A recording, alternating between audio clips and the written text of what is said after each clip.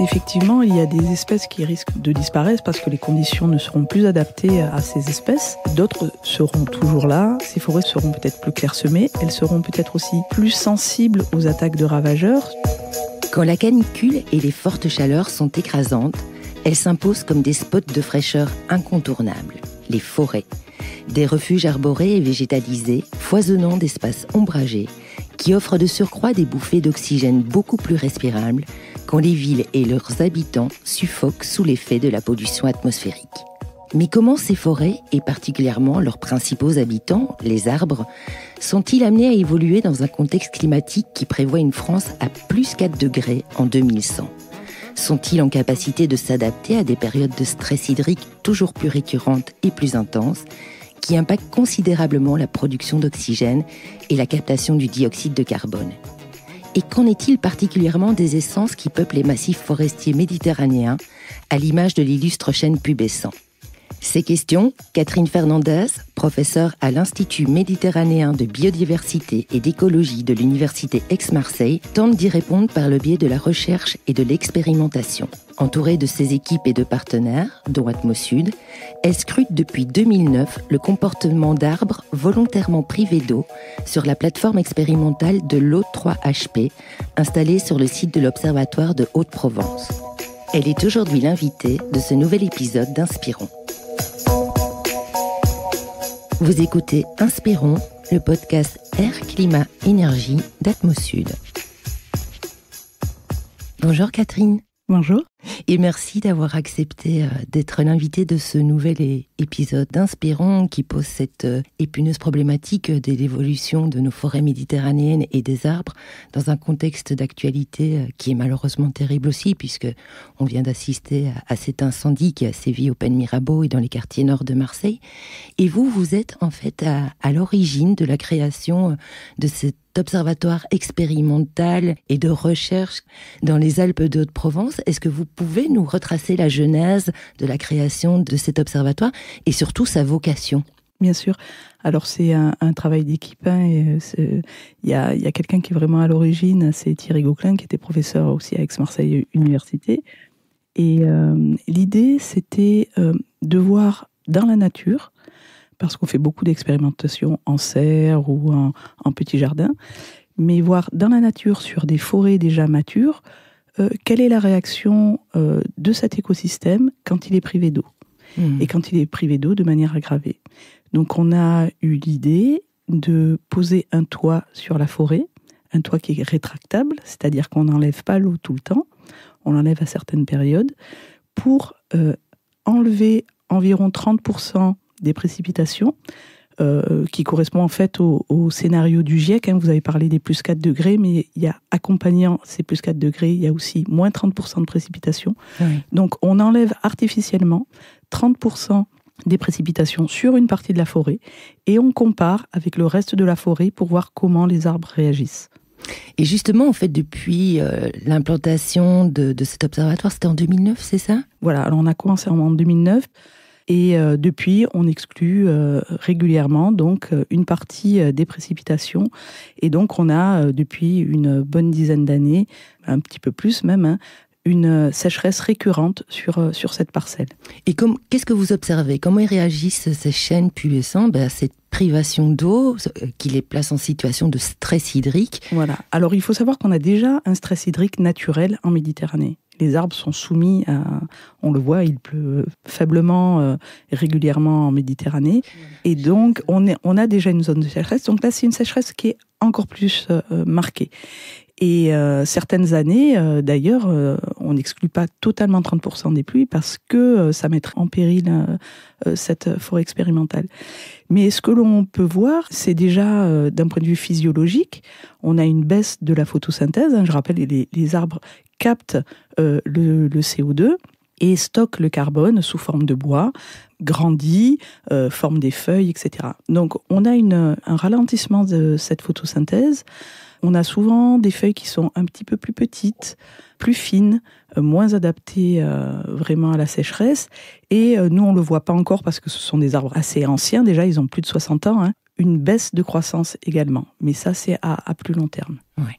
Alors j'en profite et je vais le faire avec vous, mais pour rappeler en fait ce rôle très important que jouent les arbres et les forêts dans la production d'oxygène, la captation du dioxyde de carbone. Mais il y a aussi en fait que quand ils sont soumis à des stress hydriques trop importants, mais du coup ils jouent plus ce rôle. Oui, exactement. On se rend compte que certaines forêts, quand le stress hydrique et la température sont trop importantes, font toujours de la photosynthèse, mais de manière très très faible. Donc, ne sont plus des puits de carbone. On dit qu'il y a un puits de carbone quand le CO2 est capté et stocké, mais ils vont être des émetteurs de carbone. Parce que la plante, en même temps qu'elle fait la photosynthèse, ces plantes respirent aussi, comme nous. C'est-à-dire qu'on va rejeter du CO2. Et quand la balance entre le CO2 capté, stocké et le CO2 rejeté n'est plus à l'équilibre ou n'est plus positif, eh bien à ce moment-là, on a une émission de carbone plutôt qu'un stockage de carbone. Et avec la sécheresse et la température, on peut arriver à cette balance entre les deux. Et c'est là où on voit que la forêt ne peut plus jouer ce rôle de puits de carbone. Et tout ça s'accompagne aussi que justement, au lieu d'absorber les émissions carbone, les arbres vont avoir tendance à les rejeter, à les réinjecter dans l'atmosphère. C'est ça. Alors, en plus de la croissance et de la reproduction qu'on appelle le métabolisme primaire, parce que c'est la base du métabolisme, il y a un métabolisme qu'on appelle spécialisé, qui sont la formation de composés de défense. C'est-à-dire que l'arbre va faire des composés qui sont souvent des antioxydants. On en a tous entendu parler, même pour nous. Donc, ils fabriquent des antioxydants pour protéger leurs cellules, pour protéger leurs tissus. Et ces composés, en particulier, ce sont soit des composés phénoliques, soit des composés organiques volatiles qui vont être réémis sous forme gazeuse dans l'atmosphère. Et ces fameux composés organiques volatiles vont être des précurseurs de la pollution à l'ozone, une pollution qu'on connaît très bien en fait en saison estivale dans le sud et qu'on craint parce qu'elle accompagne les épisodes de forte chaleur et de canicule et du coup ça pose aussi des questions de santé publique. Exactement. La forêt n'est pas un précurseur lui-même de pollution. Ces composés organiques volatiles peuvent réagir dans l'atmosphère avec des oxydes d'azote qui sont issus de nos activités anthropiques, issus de l'activité de l'homme. C'est-à-dire tout ce qui est émission d'oxyde d'azote par les voitures, par les usines. Et lorsque ces composés sont émis et qu'il y a ces oxydes d'azote, donc il faut que ce soit à côté de ces producteurs, eh bien, il y a une réaction chimique au sein de l'atmosphère et l'ozone peut se former. Évidemment, il faut en plus de la chaleur, de la lumière et du soleil. Donc effectivement, ces forêts participent à la pollution atmosphérique quand il y a à côté une pollution anthropique. Oui, ce qui pose et qui pointe du doigt cette épineuse question aussi de la renaturation des villes. Donc beaucoup de collectivités et de communes se saisissent aussi en voulant planter beaucoup plus d'arbres et d'espaces hébergés. Et ça montre en fait que toutes les essences d'arbres ne sont pas propices à planter. Alors, il faut bien comprendre que l'arbre en ville est vraiment quelque chose d'essentiel pour faire baisser la température. En plus de respirer et de stocker du carbone, l'arbre transpire. On appelle ça l'évapotranspiration. C'est-à-dire qu'il va y avoir une émission d'eau sous forme gazeuse qui rafraîchit. C'est une climatisation naturelle en fait. Je crois qu'un arbre, c'est presque une quinzaine de climatiseurs. Ah oui Oui. Ah oui, à ce point-là. Dans la ville, avoir de l'ombre qui fait baisser de plusieurs degrés déjà la température sous un arbre, plus cette évapotranspiration qui rafraîchit aussi, c'est vraiment essentiel pour enlever les îlots de chaleur que l'on trouve en milieu urbain. Mais effectivement, il faut bien choisir les essences, c'est-à-dire bien choisir les espèces que l'on va planter. Il y a des espèces qui sont fortement émettrices, comme le chêne pubescent par exemple, que l'on étudie, qui est un des plus gros émetteurs en Europe. Donc en ville, c'est pas forcément la meilleure idée. Et puis il y a des faibles émetteurs comme les tilleuls ou les érables qui vont avoir beaucoup moins d'émissions et qui seront donc plus propices à être plantés si on ne veut pas avoir effectivement ce cocktail entre oxyde d'azote, COV en ville pour faire de l'ozone. Et qu'est-ce qu'il en est de nos platanes qu'on voit partout en Provence? On les a beaucoup plantés en monoculture pour jouer contre le rôle de la pollution. Aujourd'hui, on conseille plus d'aller justement vers une multiplication, une diversification des espèces. Il faut diversifier les espèces, il faut essayer d'avoir des espèces aussi qui sont adaptées à nos climats. Faire venir un arbre qui pousse typiquement en Norvège et le planter à Marseille, c'est pas une bonne idée. Donc il vaut mieux utiliser des essences qui sont naturellement ici sur nos territoires. on sait que le platane émet quand même des émissions de COV, mais moins par exemple qu'un chêne pubescent ou qu'un pin d'Alep. Dans certains genres, comme le chêne, Quercus, le chêne pubescent émet beaucoup, le chêne vert émet beaucoup, mais il y a d'autres chênes qui émettent quasiment pas. Donc, il faut regarder les essences, il faut avoir ces données. Elles ne sont pas toujours disponibles, donc on a besoin des scientifiques pour analyser ces émissions et pour faire des inventaires d'émissions qui nous permettront de qualifier une espèce comme faiblement émettrice ou forte émettrice. Et ça, ce sera une des clés de choix que l'on va mettre à disposition des politiques publiques pour bien choisir les espèces qui seront plantées. Oui, en fait, les politiques publiques, je pense, ont besoin aussi de cet accompagnement parce que le réchauffement climatique et la façon dont il faut s'adapter, on ne sait pas toujours comment faire. Et c'est important de mettre les connaissances et les expertises ensemble pour pouvoir répondre à tous ces enjeux. Exactement. Il est très important. Souvent, on dit les chercheurs cherchent, trouvent pas forcément, etc. Nous sommes vraiment main dans la main avec les mairies, avec Atmosud. Nous travaillons de concert. Nous finançons des doctorants ensemble pour répondre aux questions qui vont les aider et qui vont nous permettre, nous aussi, d'avancer dans nos recherches. Donc, par exemple, quand on a besoin de modéliser la formation d'ozone, on a besoin de connaître les émissions de COV des plantes qui sont sur le territoire. Et nous sommes là pour accompagner Atmosud, pour leur donner des inventaires des espèces présentes sur le territoire et de savoir aussi, par exemple, la cartographie du territoire. On a vu, il y a des feux, d'une année sur l'autre, une forêt peut disparaître. Il va falloir adapter les émissions, il va falloir comprendre et on pourra mieux modéliser, mieux connaître les épisodes d'ozone et mieux avoir des actions pour les limiter. Et donc, nous, on est là pour accompagner et donner des données d'entrée de ces modèles pour répondre aux questions que l'on nous pose.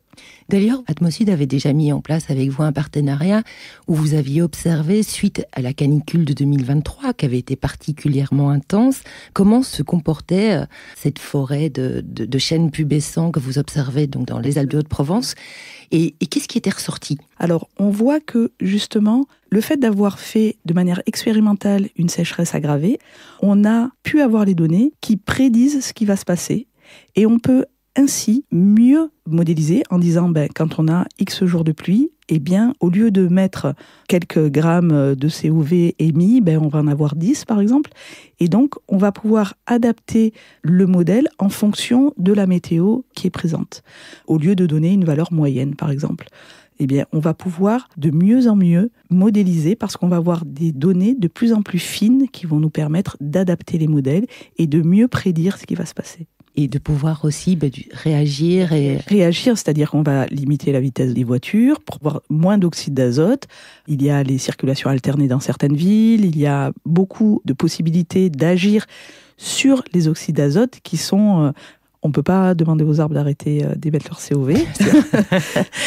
Bien que si la température est très très forte et s'il y a très très peu d'eau, même les défenses sont limitées.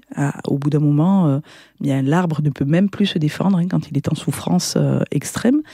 Mais on peut agir sur nos comportements en tant qu'humains et donc pouvoir limiter notre partie de pollution et donc limiter ensuite la formation d'ozone. Vous avez perdu beaucoup d'individus, de chênes sur cette passerelle au cours des années ? Non, pour le moment, on ne perd pas d'arbres. On peut perdre certaines branches. Il y a parfois, l'arbre choisit de maintenir certaines branches et pas d'autres. On a plutôt une limitation, comme je disais, de croissance et limitation de feuillage, mais on n'est pas encore à des mortalités. En tout cas, les chênes pubescents sont quand même assez adaptés, bien qu'on soit en limite sud de cette espèce. C'est ça qui est intéressant aussi à l'O3HP, c'est qu'on est vraiment dans cette limite et on va pouvoir voir comment il réagit de manière assez marquée. Alors là, vous travaillez, sur des espèces qui ont des dizaines d'années, comme vous l'avez dit. On pense évidemment aussi à tous ces nouveaux arbres, toutes ces nouvelles espèces, donc des bébés, entre guillemets, qui vont devoir grandir, notamment dans les villes. Est-ce que les conditions sont propices ? Parce que les villes amènent aussi la question de la notion de sol vivant. Alors, sur notre parcelle, on voit qu'on a moins de régénération, donc moins de petits arbres, parce qu'il y a aussi parfois moins de reproduction, moins de formation des glands qui vont permettre de germer, mais aussi les petits arbres, souvent, peuvent être amenés à mourir au bout de quelques années de sécheresse aggravée. En ville, souvent, on plante déjà des arbres qui sont assez grands pour pouvoir supporter justement ces chaleurs, mais il faut aussi les planter au bon moment, à l'automne ou en hiver, pour que le développement soit maximum. Et il faut aussi planter avec des quantités de sol relativement importantes. On sait, j'ai parlé tout à l'heure de l'évapotranspiration, mais si on met un arbre dans un petit bac, l'eau sera limitée, donc l'évaporation ne sera pas effective. C'est pour ça qu'on désimperméabilise, qu'on remet du sol à nu, ça permet d'absorber l'eau plutôt qu'elle soit ruisselée sur nos sols imperméabilisés, et ça va remettre aussi de la biodiversité dans les sols. Et cette biodiversité va accompagner la fertilité du sol et donc la qualité pour pouvoir avoir un développement maximal des plantes que l'on va planter. Alors Catherine, est-ce que le professeur des universités que vous êtes envisage aussi la possible disparition des forêts et des arbres dans les années à venir, sous l'effet de l'impact du stress hydrique qu'on vient d'évoquer, mais aussi des forêts, des incendies qui ne cessent de se multiplier dans les années. Là, j'ai été rechercher une donnée dans le dernier inventaire Air, Climat, Énergie annuel d'Atmosud, où en fait on notait que sur la période 2012-2022, les émissions de PM2,5, donc les particules dues au feu de forêt, ont progressé de 7 à 30%, et qu'elles sont devenues le second vecteur d'émissions de particules fines PM2,5 en Provence-Alpes-Côte d'Azur. Le tableau, il n'est pas très glorieux. On sait comment ça risque d'évoluer. Effectivement, il y a des espèces qui risquent de disparaître parce que les conditions ne seront plus adaptées à ces espèces. D'autres seront toujours là. On a une vision des espèces qui peuvent être maintenues en regardant simplement de l'autre côté de la Méditerranée. Tous les pays du Maghreb, comme le Maroc, l'Algérie ou la Tunisie, on a des forêts de chênes, on a des forêts également de pins. Donc on peut maintenir ces forêts. Mais effectivement, ces forêts seront peut-être plus clairsemées. Elles seront peut-être aussi plus sensibles aux attaques de ravageurs, ces insectes qui vont manger ces feuillages, ou il y a des champignons aussi. Enfin, ils seront plus sensibles aux maladies, comme nous, quand on est affaibli, on est plus sensible aux maladies. On risque d'avoir plus de mortalité qui sont dues non seulement à la sécheresse et à la température, mais aussi à ces attaques de ravageurs. On le voit dans le nord de la France actuellement, où il y a certains dépérissements des forêts, avec beaucoup de surfaces qui sont impactées. Ensuite, il faut bien voir que les incendies aussi risquent d'être plus nombreux, et on risque d'avoir effectivement des forêts qui brûlent. Et on sait que pour revenir à une autre forêt, il faut une bonne 50aine d'années. Donc il ne faut pas que le feu repasse régulièrement. Oui. Ensuite, on va avoir des formations basses de type garrigue ou maquis qui risquent de s'installer et ne pas redonner des forêts, en tout cas à court terme. Et la notion de migration des espèces est vraiment très importante. On sait même ici en région sud qu'il y a par exemple le projet Giono qui a été initié par l'Office national des forêts. La forêt de la Sainte-Baume y participe, donnant des petites graines de hêtres qu'ils élèvent dans des pépinières pour les replanter du côté de la Meuse et voir comment tout ça s'adapte. Mais comme vous le dites, ça se fait pas non plus sans des risques, des dommages collatéraux, quoi. Exactement. Alors, on essaye de voir ce qu'on appelle les migrations assistées, c'est-à-dire prendre des petits arbres ou des graines provenant d'endroits qui simulent le climat que l'on aura d'ici quelques années. Par exemple, pour nous, en Méditerranée, on va regarder dans le sud de l'Espagne s'il n'y a pas des chênes qui sont mieux adaptés que, par exemple, le chêne pubescent. Et on va bien planter ces espèces et regarder comment elles évoluent et si elles sont mieux adaptées. Donc effectivement, il faut faire attention à ne pas accompagner ces migrations des ravageurs qui sont présents dans ces zones d'origine et de les amener dans les zones qui les accueillent. Nos espèces à nous de Méditerranée sont testées plus au nord sur le territoire français, mais pour essayer d'adapter. Parce que normalement, il y a des migrations naturelles qui se font, mais elles prennent des centaines d'années. Et bien sûr, ça ne se fait pas en un claquement de doigts, quoi. Voilà. Là, le climat change tellement vite, mais qu'on accompagne ce changement également. Merci beaucoup à Catherine d'être venue explorer avec nous et poser cette problématique du devenir de ces poumons verts de l'humanité que sont les forêts et les arbres, et particulièrement dans cette situation ici en région Provence-Alpes-Côte d'Azur. Je vous dis aussi merci à vous, fidèles auditrices et auditeurs, pour votre nouvelle écoute. Vous êtes en effet de plus en plus nombreuses et nombreux à vous abonner chaque mois à la chaîne podcast Inspirons d'Atmosud, ce qui fait du bien évidemment chaud au cœur et qui témoigne de votre intérêt renouvelé pour cette question essentielle qui est celle de la qualité de l'air que nous respirons au cœur des grands enjeux climatiques. On se retrouve en septembre, après une période de pause estivale que je vous souhaite tout aussi ressourçante que bienfaisante. Un bel été à toutes et à tous, et n'oubliez pas de prendre soin de vous.